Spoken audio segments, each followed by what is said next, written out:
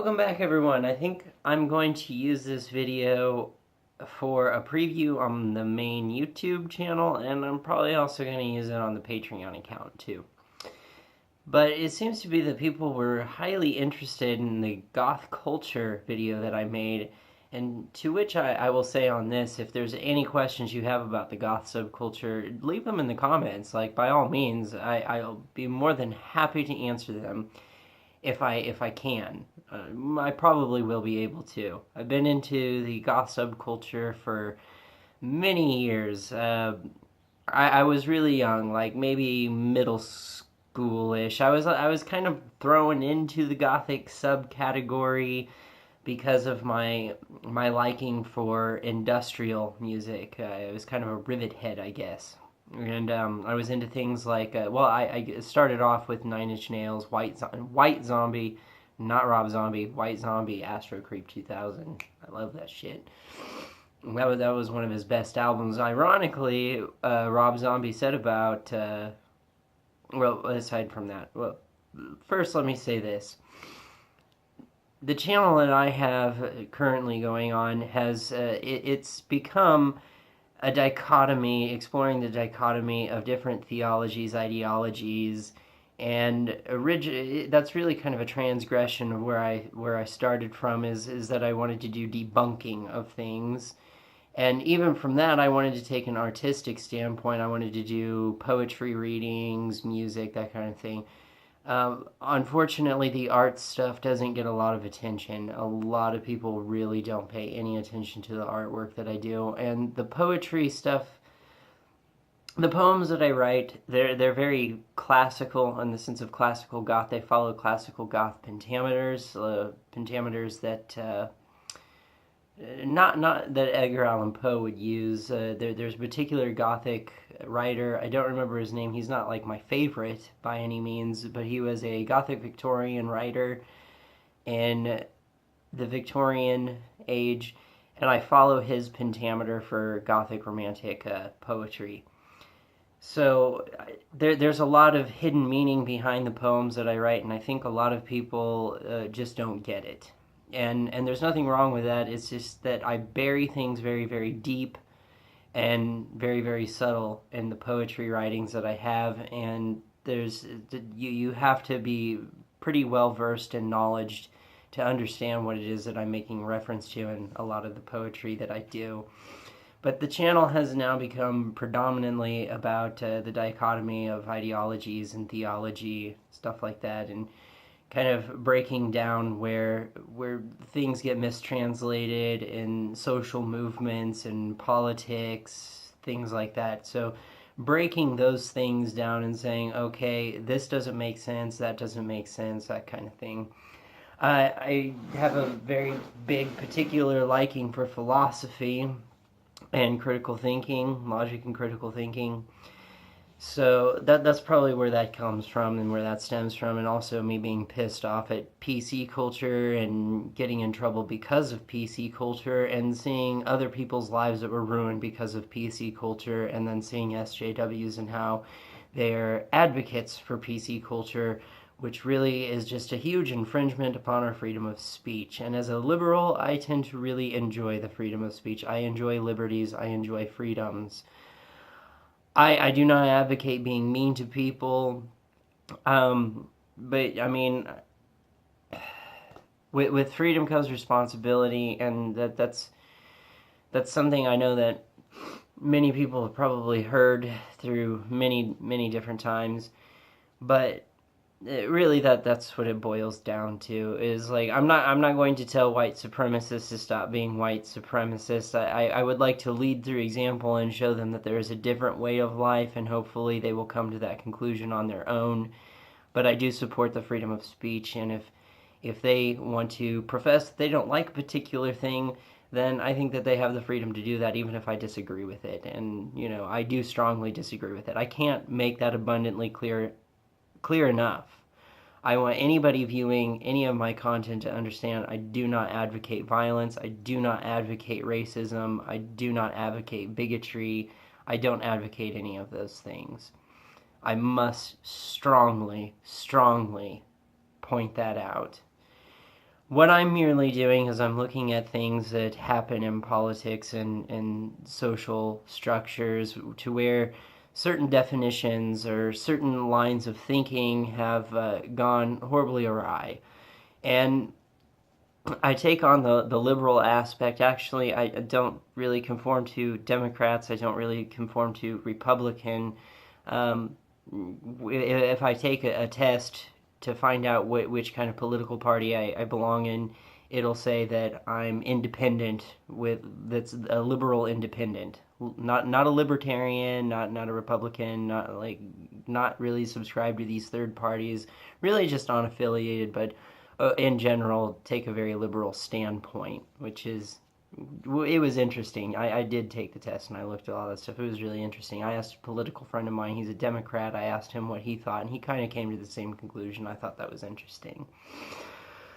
But, so, yeah, that's basically become what my YouTube channel has been about. I still like to do the debunking. I still like to go along the science quest and looking at different ideologies and not necessarily what's in mainstream culture. Like I did the illusion of scarcity, which was a request, but I thought it would be a fun thing to do. It has not gotten a lot of views. It's extremely academic, and I think a lot of people that would look for a video of the illusion of scarcity, they'd be like people that follow Peter Joseph, that did the Zeitgeist thing, the Zeitgeist movies. They're probably looking for that kind of answer, that since it's possible, then it's achievable. And I'm saying, well, yeah, it is possible, but in all reality, what's the likelihood of it happening? Not very well. And that's just being realistic, and that plays into, well, the goth part. There's a reason I gravitated towards the goth movement is that because of the nihilism, because I identified with it. But let me go on to that now that I got that out of the way. I'll probably use the first part of the video for an introduction to the YouTube channel and to the Patreon. But going into the goth culture a little bit more, the goth culture kind of has a weird upbringing. It started in the UK, in London, England, a place called the Bat Cave. You had a lot of bands over in the UK performing out of there, such as Bauhaus. You had Specimen. I don't think Susie and the Banshee, they might have played there a few times. I'm not really sure, though. But a lot of bands, the March Violets, they played at the Bat Cave. And at the same time, over here in the United States, we gave birth to what was called death rock, or dark punk, which was basically the United States version of gothic rock. It was happening roughly about the same time with such bands as Guillotine Timon, the Superheroines, Christian Death, Roz Williams' version of Christian Death. Valor's version of Christian Death is more stemmed into the UK. But it's relatively the same sound. It's maybe got a little bit more different elements, but both the European and the American version kind of combined together to create what happened in the 90s is basically an overall goth idea. And then as things moved forward into the future and we got more synthesized instruments and not only mainstream music, but it came into the subcultures too, including goth, and then you gave birth to EBM and dark wave and cyber goth. Which I mean, like, I like some of the EBM and some of the dark waves, like Last Dance is very electronic sounding. It's still goth though. Crew Shadows, they're just Crew Shadows. Some people like to say Crux Shadows, but whatever. I like their work too. So there are some electronic goth bands out there that I do like, but I haven't gone into the cyber goth stuff. But how I started off was in, I think, about 6th grade. I got into 9 Inch Nails and Downward Spiral. I didn't like anything after the Downward Spiral. But like I said, Astro Creep 2000 by White Zombie, I had things like that. And then I started getting into Ministry, Skinny Puppy, Pig, KMFDM, bands like that. And people kept calling me Goth, and I was into Marilyn Manson too, and I like his original work. I like Portrait of an American Family. A lot of people will not agree with me on Smells Like Children, but I do like that album. I like Smells Like Children. Um, and I like Antichrist Superstar, and I like Hollywood. As far as Mechanical Animals go and anything else, no. I don't really care for his work, anything other than those that I mentioned.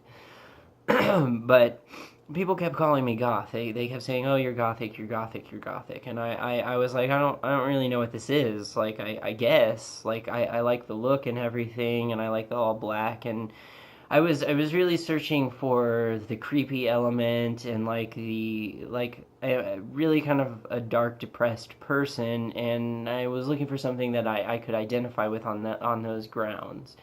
And at the time, the only thing that I really was finding was industrial Rivethead stuff, Skinny Puppy, Ministry, all the other stuff that I mentioned, aforementioned stuff.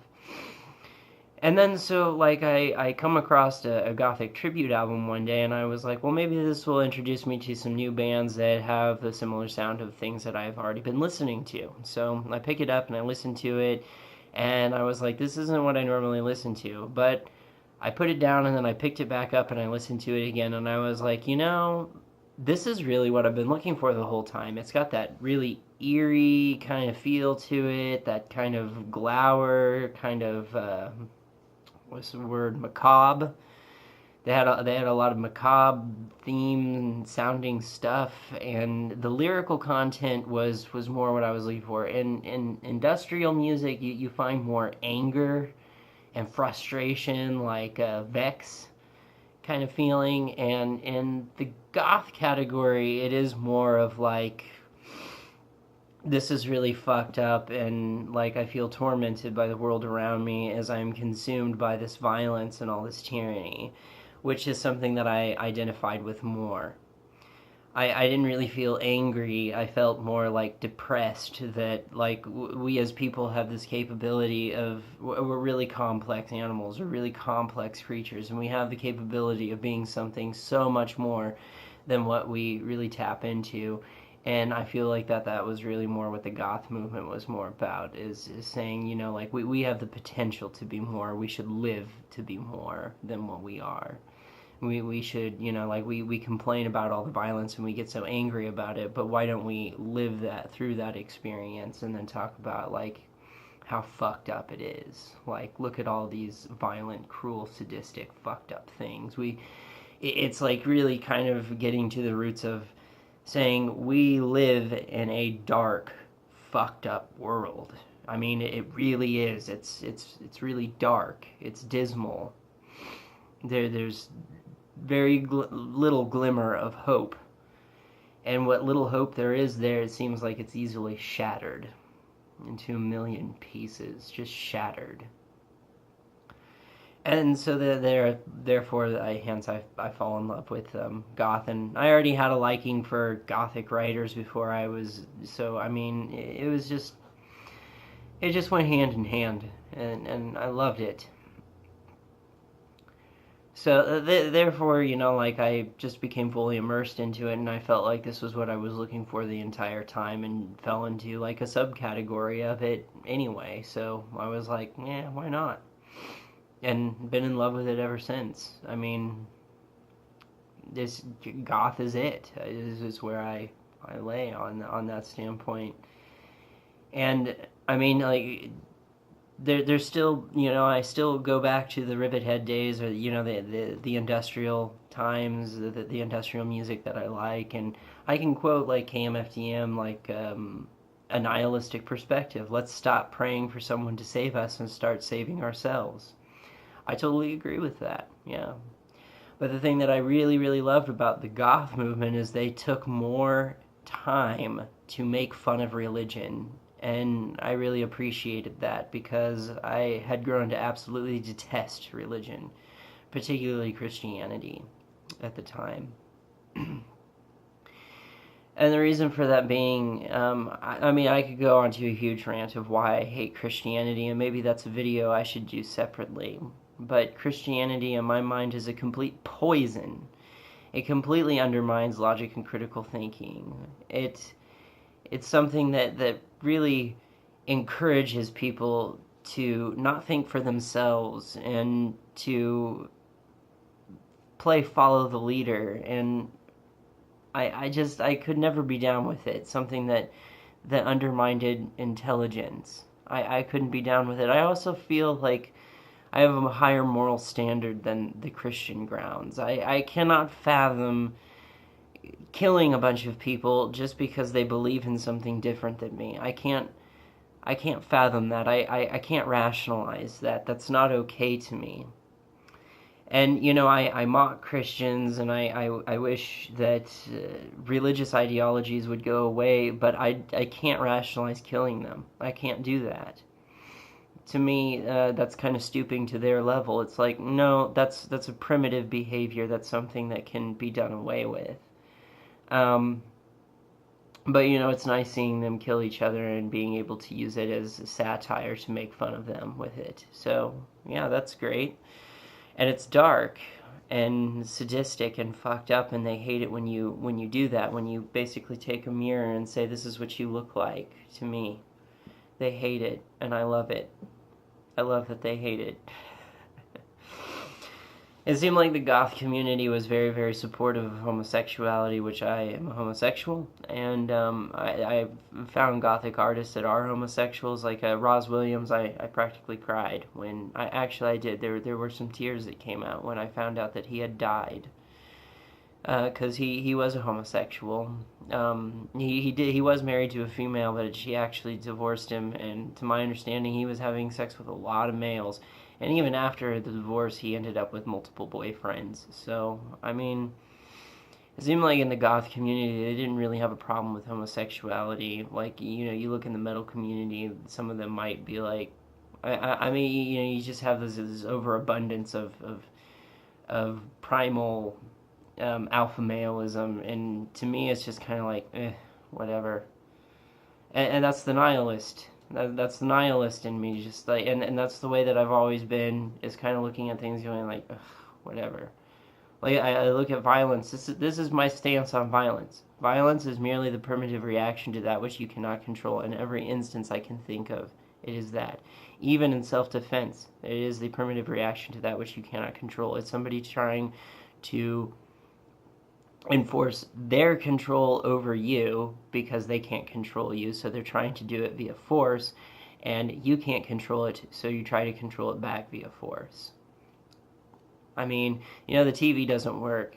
Smack it. And maybe you jiggle some parts together and it comes back on, but ultimately that's what it is. It's the primitive reaction to that which you cannot control. I say, instead of using violence, use your brain to figure out why it's not working. And through that, find the solution. That's my take on it. So, goth culture. Like I said, it plays very heavy on supernatural things. Although the majority of the goth community is atheist. It's just the fantasy of the supernatural is fun. It's very fun, it's exciting, it's exhilarating. You come up with all kinds of metaphors. I don't know if a lot of people realize this, but ghosts are oftentimes metaphors for marital discourse. Monsters and demons are usually metaphors or similes to the demons that we hold inside ourselves, like guilty pleasures. Lord Byron did a story in which he compared his lust for other males as a demon. So he was actually able to write about his homosexuality in a time that homosexuality was completely forbidden because of the Church of England, by making a metaphor of his homosexuality into a demon that followed him. So the nihilism. Like I said, I look at the violence and stuff, and I see the reasoning behind it, and I look at it and I'm like, that's just really stupid. And I look at these knucklehead dudes, like this butch alpha maleism, like pure dominancy, and I'm like, why? Why bother? Like even on racial issues, it's like if the sun burns out, do you think anybody's gonna fucking care? I mean, there are bigger problems in the world than racial issues. There are bigger problems in the world than what religion you believe in. Because it doesn't really matter if you believe in this God or Allah God or a multitude of gods. It doesn't really matter. The fact is that we live on a finite earth, and one day our time is going to come if we don't do something about it. But we're so bogged down with these really petty ideas that we don't even know are for sure are real, like religion. You can't tell me you know definitively anything. You can't. There's no way to prove it. There's no way to disprove it. So just shut the fuck up about it. Because one thing that we do know for sure is our sun will burn out one day. Not anytime soon, but one day it will. And like a fire starting in the woods, and you see all the animals running for it, predator and prey run together alike because survival. But we're humans, and we can get beyond some aspects of it, and we bring in moral and ethics because of our higher functioning ability to think and analyze and philosophize. These are things animals can't do, and we can do it, yet we're still killing each other over an idea. That's incredible. That's absolutely just stupid. Another thing is like sexual conquest. Like I look at sexuality and I'm like, yeah, it should be human nature to procreate and everything, and I do have the desire and everything to have sex and all that sort of stuff, and I enjoy sex and all that, but in all honesty, it's like, why not be monogamous if it protects you from STDs and, I mean, love and all that stuff? And then you go outside the bounds of a relationship to explore, like, people that cheat, they're trying to explore a facet of themselves that they don't get within the relationship, and I say, well, so what? I mean, like, does putting your penis in one person differ from putting your penis in another person? Well, I guess in their actions it does, but does, like, one asshole feel different than another asshole? Does one pussy feel different than another pussy? It's kind of debatable. It's just like, I don't know, getting off feels like getting off. What difference does it fucking make? Just put the petty pride aside, put the ego aside, introduce nihilism, which I feel is realism. Realism is basically this. In reality, you have optimism and you have pessimism. And I wrote about this, actually. I did a short narrative called Bar Chat that had talked about this. But in reality, you have elements of pessimism and optimism. If you're a strictly pessimist, you're not looking at reality. If you're strictly optimistic, you're not looking at reality. Reality incorporates both pessimism and optimism. Now, I think the majority of culture focuses predominantly on optimism. Therefore, I focus primarily on pessimism because I think it's the part of reality that most people overlook. So, with that being said, Goth Culture. Any questions you have for me about Goth Culture, by all means, bring it up. I will say Goth Culture is a subculture. It's just kind of a lifestyle of people who have a particular taste in the macabre.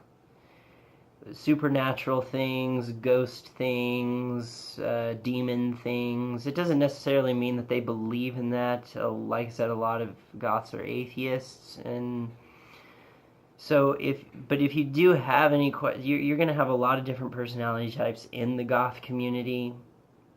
I think it's probably safe to say a lot of people in the goth community are probably unaffiliated with political parties as well.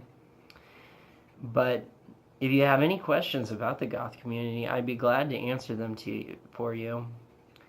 I was actually really disappointed when I found out that goth had been thrown in when hipsters were a thing. And I guess they're still a thing. they kind of birthed neoliberalism and PC culture that turned into the SJW movement. I was really disappointed when goths got thrown into that category, that emos and goths were in the same category as a particular type of hipster. And I was like, ew, no. I was thinking of the original hipsters of like beatnik poets and stuff, and it's like goths can very easily identify with the original beatniks, because there is an element of that beatnik kind of glower to the goth community, that kind of undergroundness. There has never been anything goth that has made it to mainstream culture. The most mainstream culture you're ever going to get with goth is Susie and the Banshees, Bauhaus, The Cure, and maybe Gene Loves Jezebel. That's about as mainstream culture as you're going to get as far as goth goes. As far as any, like Evanescence, that's not goth. Marilyn Manson, he's not goth. There's him is not goth. Okay, he's not Finland's version of goth either. You want to see a Finland version of goth, look up a band called Two Witches. And they're atheists. They do not believe in God, and they make a lot of songs where they just talk shit about religion because they hate it. And I almost think that they do the whole pagan Two Witches thing just to piss Christians off. Honestly. They show a lot of homoerotica to piss Christians off. And they have a song about, like, where they say something along the lines of, I don't need your fucking God and your fucking religion telling me what I can and cannot do, who I can and cannot love. Something along those lines. But the Two Witches, that is an actual Finland goth band. There's a few actual music videos out there on YouTube that are available. I think in my playlist I have them. If you look through my playlist, you'll find plenty of goth bands. You'll find some not so goth bands, but there's plenty of goth bands in my playlist. So check it out. The playlist is called Music. I've just gone through YouTube and put those some of my favorite goth music videos in that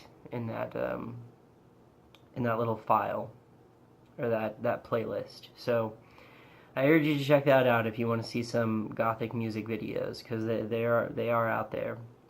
Other than that, like, share, subscribe, comment, and with that, I'm out.